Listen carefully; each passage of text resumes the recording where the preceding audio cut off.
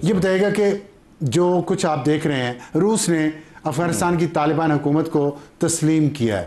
یہ بہت بڑی ایک خبر ہے اور پہلا ملک دنیا میں بن گیا روس جس نے طالبان حکومت کو تسلیم کیا ہے.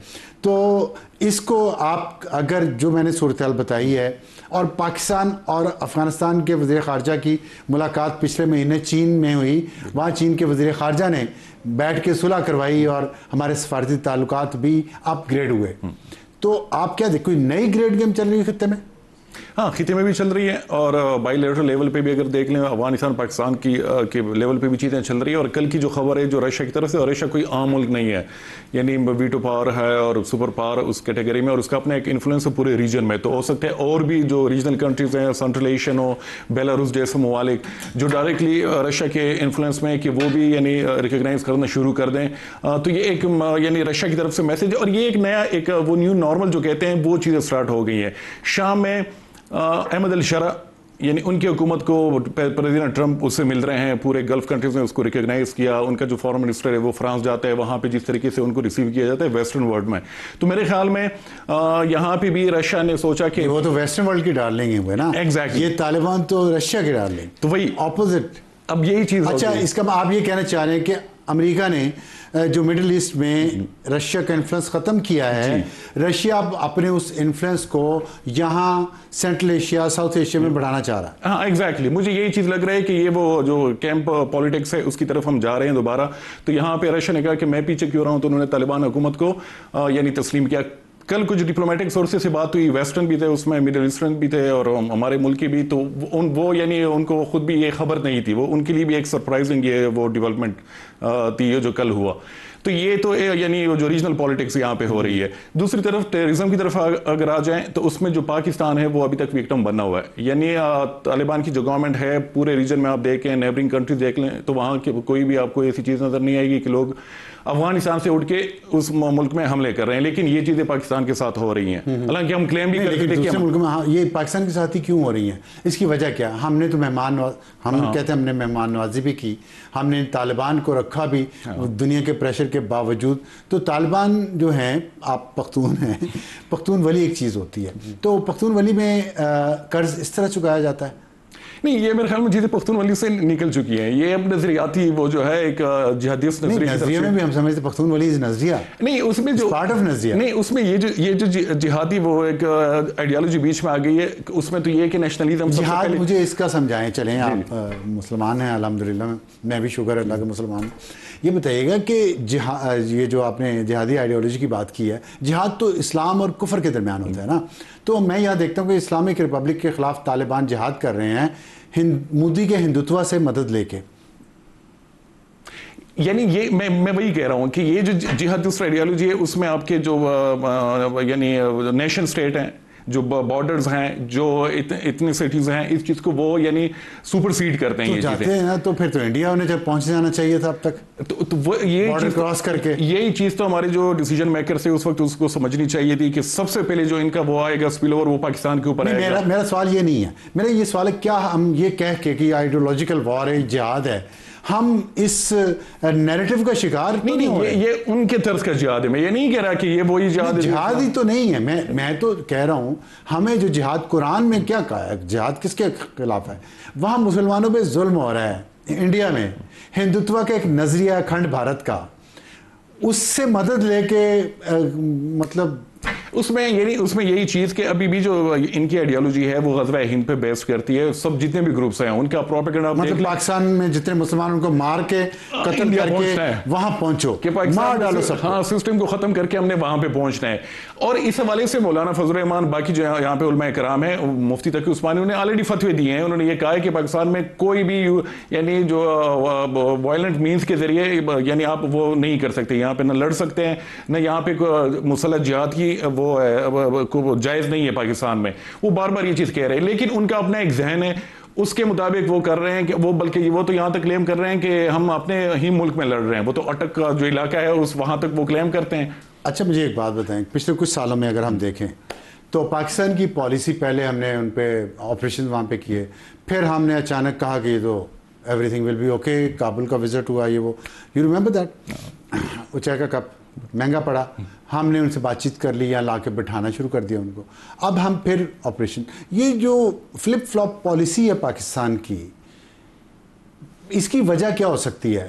वजह एक तो बताएं, और क्या ये पॉलिसी का जो फ्लिप फ्लॉप है इससे हम कामयाब नहीं हो पा रहे? अब साथ क्लैरिटी नहीं है हमारे अंदर। इंडिया के खिलाफ क्लैरिटी थी तो हमने टुकाई कर दी, यहाँ पे नहीं है क्लैरिटी, या क्लैरिटी नहीं है। सो इसका मतलब इस माइंड ये, और वो अभी तक एग्जिस्ट कर रहा है। सर साहब, मैं ये जो चाय की कप की आपने बात की, ये पूरी जो पाकिस्तान वॉर ऑन टेरर में या जो तालिबानाइजेशन का पूरा चाय कप है, वो सिर्फ ये नहीं था कि जनरल फेज वाला वो कब था। हाँ। ये 2004 में शकाई माहिदा होता है नेक मोहम्मद के साथ, जिसने बुनियाद रखी पाकिस्तानी तालिबानाइजेशन की। तालिबान कमांडर थे, तो उस वक्त भी सफदर हुसैन वो कर रहे हैं, तो वहां पे भी दोनों ने चाय के वो जो हैं कप्स वो इस तरह वो किए हैं। और अब एपी के जनरल फैज की चाय नहीं थी, वो एस्प्रेसो थी। मुझे भी ये लग रहा है। हाँ। और एक वो जो सेरीना होटल काबुल में जो चाय की कप, तो ये दोनों जो कप हैं पाकिस्तान की जो हिस्ट्री है, जो टेरर वॉर ऑन टेरर वाली हिस्ट्री है, वहां से शुरू होकर वहां पे खत्म, और अभी तक हम भुगत रहे हैं, खत्म अभी तक नहीं। तो ये जो है कि पूरा जो यानी अभी भी मामला पाकिस्तान कोशिश कर रहा है कि डिप्लोमेटिकली मामला को बेहतर किया जाए, लेकिन मुझे फिलहाल नहीं लग रहा। आपका जो सबसे बड़ा कंसर्न है वो सिक्योरिटी का है। वो अभी तक मुझे ग्राउंड पे कोई ऐसी चीज नजर नहीं आ रही कि यानी उस पर कोई डेवलपमेंट हो, कोई टीटीपी का अफगान तालिबान का बड़ा कमांडर जो है उस हवाले से कोई पेशरफ्त हुआ हो, या अफगान तालिबान ने उनके खिलाफ कोई एक्शन लिया हो अफगानिस्तान में, ऐसा कुछ नहीं है। हाँ, हम चाइना बीच में आ गया है। अब उसमें यह है कि चाइना की कोशिश है कि हम अफगान तालिबान को यानी सिपेक के एक्सटेंशन के जरिए, जो ट्रेड के जरिए, कनेक्टिविटी के जरिए हम अगर उसको वो कर सकते हैं, कन्विंस कर सकते हैं, लेकिन मुझे फिलहाल नहीं लग रहा, क्योंकि जो पाकिस्तानी तालिबान का मामला है अभी तो मेरी ये अंडरस्टैंडिंग है कि ये काबुल के हाथ से निकल के ये कंदहार चला गया है। अच्छा, ये बताइएगा, काबुल से कंदहार चला गया ये मामला, अब रूस ने काबुल को तस्लीम कर लिया। इस मूव का फ़र्क कोई इस टीटीपी के जो कार्रवाई पाकिस्तान के अंदर, इस पे नेगेटिव पड़ेगा, पॉजिटिव पड़ेगा? मतलब वो बढ़ जाएंगी, कम हो जाएंगी? फिलहाल तो मुझे नहीं लग रहा कि उस पर कोई असर आएगा, क्योंकि हाँ, अगर बाकी ममालिक जो हैं, खासकर जो रीजन के जो नेबरिंग कंट्रीज, अगर उनकी तरफ से रिकग्निशन का एक प्रोसेस शुरू हो जाए तो फिर हो सकता है। और इसमें फिर क्या हो सकता है? फिर हो सकता है कि अफगान तालिबान पे यानी कोई रीजनल फॉर्मेट बन के अफगान तालिबान से बात कर लें। तो आप ये कहना चाह रहे हैं कि अफगान तालिबान का ये एक पॉलिसी विंग है टीटीपी, दुनिया पे प्रेशर डालने के लिए कि हमें तस्लीम करो, हमें। टीटीपी तो सिर्फ पाकिस्तान के लिए, लेकिन बाकी कुछ ऐसे वो हैं, लेकिन वो अभी फिलहाल उन्होंने वो नहीं किया। ऐसे हैं ना, ये टीटीपी तो उन्होंने पाकिस्तान के लिए हमारा जो इस कौम का जो एहसान था वो उतारने के लिए रखी हुई है ना, दूसरी कौमों का एहसान तो नहीं उतार रहे। ईरान निकाल रहा है ना मुसलसल उनको, तो वहां तो चूम भी नहीं हो रही। लेकिन शायद मैं इस पे आपसे कितना शिकवा करूं, आगे चलते हैं। ये बताएं कि इस पे चाइना का रोल क्या होगा? जब रशिया ने अफगानिस्तान को तस्लीम कर लिया, चाइना पहले ही, ताल्लुकात तो बहुत अच्छे हैं लेकिन सफारती ताल्लुकात नहीं है, इस तस्लीम नहीं किया, तो अब चाइना भी आप समझते हैं इस तरफ जाएगा? चाइना यानी पिछले साल जो तालिबान के एम्बेसडर हैं, तो उसको खुद जो उसके क्रेडेंशियल वो पेश करा था, तो खुद प्रेसिडेंट शी ने वो रिसीव किए। तो ये बहुत बड़ी उस वक्त वो डेवलपमेंट देखी गई थी। लेकिन अभी कहा ये यार कि रूस पहला मुल्क है जिसने तस्लीम किया। लेकिन रूस ने तस्लीम किया, वो अभी तक चाइना ने तस्लीम नहीं किया। लेकिन आज चाइनीज फॉरेन मिनिस्टर की तरफ से जो बयान आया है, तो उसने यही कहा है कि ये अच्छी डेवलपमेंट है, और अफगानिस्तान को भी, तालिबान गवर्नमेंट को भी जो ग्लोबल कम्युनिटी है उसका हिस्सा होना चाहिए, एक्सक्लूडेड नहीं होना चाहिए। तो मेरे ख्याल में कि ये जो रशिया की तरफ से किया गया है, ये सिर्फ यानी इंडिविजुअल ये फैसला नहीं रहेगा, इसमें जरूर अंडरस्टैंडिंग होगी, तो खिते के जो बाकी ममालिक हो सकते हैं वो भी रिकग्निशन की तरफ चले जाएं, तो और एक कोशिश होगी कि हम फॉर्मली रिकग्नाइज करते हैं, और उसके बाद हम जो सिक्योरिटी कंसर्न्स हैं, चाहे वो चाइना के हों, चाहे वो रशिया के हों, ISKP के हवाले से पाकिस्तान के हों, तो उसको भी एड्रेस करने की हम कोशिश करेंगे। तुर्की के भी बिल्कुल। अच्छा, ये बताइएगा कि ये जो अभी आपने बताया कि इसके, तो जब पाकिस्तान के अमेरिका से ताल्लुकात हैं, उस पर कोई फ़र्क पड़ेगा इन सारी चीज़ों से जो अभी ये हो रही है खित्ते में? नहीं, वो मुझे नहीं लग रहा कि अमेरिका के साथ जो है पाकिस्तान, मेरे ख्याल में अफगानिस्तान का जो इशू है, ये पाकिस्तान की पॉसिबिलिटी है कि अमेरिका भी किसी वक्त तस्लीम कर ले अफगान तालिबान की हुकूमत को? वो मुझे सच नहीं लग रहा, क्योंकि अमेरिकन या वेस्टर्न वर्ल्ड जो है उनके कुछ सीरियस कंसर्न्स है, वो ह्यूमन राइट्स के हवाले से हैं या गर्ल्स एजुकेशन के हवाले से हैं। एग्जैक्टली। तो अगर वो इंक्लूसिव गवर्नमेंट के सबको वो मिलना चाहिए वहाँ पे जितने भी दड़े। अब आप ये जो आपने बताया रूस ने कर लिया, चीन ने ये बयान दिया है कि होना चाहिए इसको, तो कल अलीमीन गंडापुर खैबर पख्तूनख्वा के वज़ीर आला हैं, उन्होंने फरमाया कि पूरी दुनिया अफ़गानिस्तान को तस्लीम करना शुरू हो गई है, अफ़गानिस्तान की हुकूमत को। मतलब एक मुल्क ने किया लेकिन एक ट्रेंड तो शुरू हुआ, तो पाकिस्तान क्यों नहीं कर रहा? سوال تو ان کا ویلڈ ہے. ہاں, پاکستان نے اپ گریڈ کیا, یعنی ایمبیسڈر لیول تک وہ لے کے آ گئے ہیں, ڈپلومیٹک جو ٹائز ہے دونوں. تو ہو سکتا ہے کہ اگر ابھی مجھے جو لگ رہا ہے کہ جو خطے کے ممالک ہیں وہ ہو سکتا ہے ریکگنیشن کی طرف چلے جائیں, اس میں ہو سکتا ہے پاکستان بھی فیوچر میں. کیا یہ ممکن ہے کہ پاکستان انتظار کرو چین اور سعودی عرب کے فیصلے کا؟ بالکل ایگزیکٹلی, خاص کر یعنی رشیا نے سٹارٹ لیا, یہ انڈرسٹینڈنگ یعنی مجھے لگ رہی ہے, اور ہو سکتا ہے پھر چائنا یا سنٹرل ایشین کچھ اور ممالک, خاص کر ازبکستان جو ہے, مجھے اس کے حوالے سے بھی کافی کہ ہو سکتا ہے جو نیکسٹ ملک وہ ازبکستان. تو پاکستان نے پہلے کیوں, پچھلی حکومت طالبان کو تو پاکستان نے صرف تسلیم کیا تھا, سعودی عرب نے ابھی پاکستان انیشیٹو کیوں نہیں لیا؟ پچھلی حکومت پاکستان نے یعنی یو اے ای اور سعودی عرب سے بھی پاکستان نے ہی تسلیم کروایا تھا. تو اس دفعہ پاکستان کے وہ جو سیکیورٹی کے کنسرنز ہیں, جو حالات جس طریقے سے خراب ہو گئے ہیں, پچھلی دفعہ تو وہ چیزیں نہیں تھی, تو اس کے حوالے سے, اور دوسرا یہ کہ انٹرنیشنل ایک پریشر بھی تھا اس وقت, اور یہ ہیومن رائٹس کے حوالے سے سب چیزیں, تو پاکستان وہ نہیں کہ میں دوبارہ سے, ویسے بھی ایک الزام لگتا آ رہا ہے کہ ہم نے اس کو ہوسٹ کیا, ہم نے ان کو لا کے کابل کے تخت پہ بٹھایا, تو اگر ہم نے ریکگنائز بھی کیا تو امریکہ کے ساتھ مزید معاملات خراب ہوں گے, اور اس وقت بھی معاملات کافی خراب بائیڈن اور پاکستان کے بیچ. بہت شکریہ احسان اللہ ٹیپو محسود صاحب ہم سے بات کرنے کا, اور بڑے اچھے دوست بھی ہیں میرے. تو آپ نے سنا ایک چیز جو میں نے پک کی ہے اس گفتگو سے, وہ آپ کے لیے اور میرے چاہنے والوں کے لیے, clarity. It's the clarity, you intelligent man, کہ ہمارے اندر کلیئرٹی تھی تو اپنے سے اتنے بڑے دشمن انڈیا کو ہم نے 4-5-6 دن میں دکھا دیا کہ ہمارے پاس کتنی کیپیبلٹی ہے. یہاں بھی کلیئرٹی ہوگی تو خیبر پختونخوا اور بلوچستان اور بری گورننس تینوں مسئلے حل ہو سکتے ہیں. امید ہے کہ کلیئرٹی آئے گی, ہم دعا کر سکتے ہیں, دعا کریں گے. وقت بریک کے بعد ہمارا آج کا ایڈیٹوریل کس موضوع پہ ہے؟ اسرائیل کا ماؤتھ پیس ویسٹرن میڈیا کیسے. چھوٹے سے بریک کے بعد. میڈیا کی آزادی بہت بڑا ایشو ہے پوری دنیا میں اور پاکستان میں بھی ہے, لیکن ہم آج آپ کو بتائیں گے کہ پاکستان میں, صرف پاکستان میں ہی میڈیا دباؤ بھی نہیں ہوتا, مگر بھی میڈیا جو بہت نعرہ لگاتا ہے آزادی کا اور فنڈامنٹل رائٹس کا, وہ ماؤتھ پیس اسرائیل کا کس طرح بنا ہوا ہے, اور اس کی آواز ہم نہیں نکال رہے.